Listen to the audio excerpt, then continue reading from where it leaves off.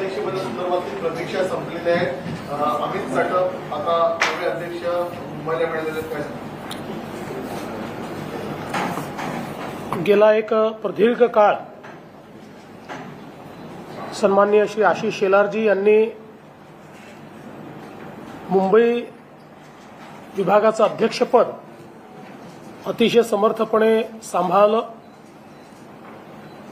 2017च्या महानगरपालिकेच्या निवडणुका असतील, लोकसभा विधानसभेच्या निवडणुका असतील, त्यात अतिशय उत्तम काम त्यांनी केलं. मध्यंतरीच्या काळात जेव्हा ते मंत्री होते त्या काळामध्ये मंगलप्रभात लोढाजींनी देखील अतिशय चांगल्या पद्धतीनं मुंबई अध्यक्षाचं कार्यभार हा सांभाळला आणि पुन्हा आशिषजींकडे मुंबई अध्यक्षपदाची धुरा आली आणि त्यांच्या नेतृत्वात मुंबईमध्ये भाजपला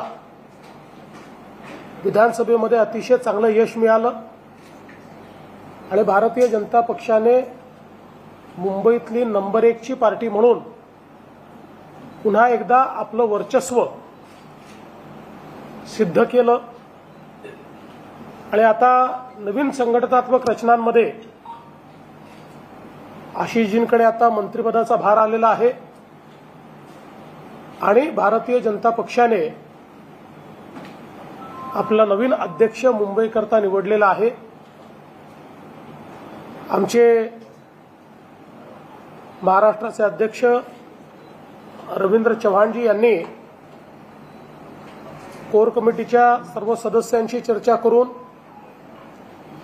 आणि वरिष्ठांची चर्चा करून श्री अमित साटम जे आमदार आहेत, 3 वेळा आमदार म्हणून निवडून आले, त्यापूर्वी नगरसेवक म्हणूनही काम केलेलं आहे आणि भारतीय जनता पक्षामध्ये एक प्रदीर्घ अशा प्रकारचा त्यांचा कार्यकाळ राहिलेला आहे. संघटनात्मक अनेक जबाबदाऱ्या यापूर्वी देखील त्यांनी पार पाडलेल्या आहेत आणि विधानसभेमध्ये एक अभ्यासू आणि आक्रमक अशा प्रकारचा आमदार म्हणून त्यांची प्रतिमा आहे. विशेषतः मुंबईच्या प्रश्नांची जाण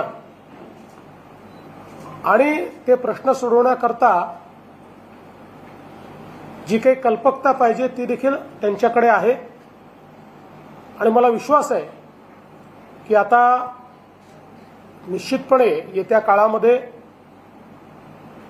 त्यांच्या नेतृत्वामध्ये भारतीय जनता पार्टी मुंबईमध्ये आपली घोडदौड ही राखेल आणि पुन्हा एकदा मुंबई महानगरपालिकेमध्ये महायुतीचीच सत्ता येईल हा विश्वास मला आहे. आणि त्याकरता सर्व प्रकारच्या संघटनात्मक जबाबदाऱ्या ते निश्चितपणे चांगल्या पद्धतीनं पार पाडतील. मुंबईतले सर्व ज्येष्ठ नेते त्यांच्या पाठीशी आहेत. महाराष्ट्रातलेही सर्व ज्येष्ठ नेते, अध्यक्ष, पूर्व अध्यक्ष सगळे त्यांच्या पाठीशी खंबीरपणे आहेत. त्यामुळे मला विश्वास आहे की यावेळी त्यांच्या नेतृत्वामध्ये मुंबईत भाजपा एक नवीन रेकॉर्ड तयार करेल आणि त्याकरता श्री अमित साटम यांना मी मनापासून शुभेच्छा देतो आणि एक उज्ज्वल कारकीर्द त्यांची असावी अशा प्रकारची प्रार्थना ईश्वराच्या चरणी करतो. धन्यवाद.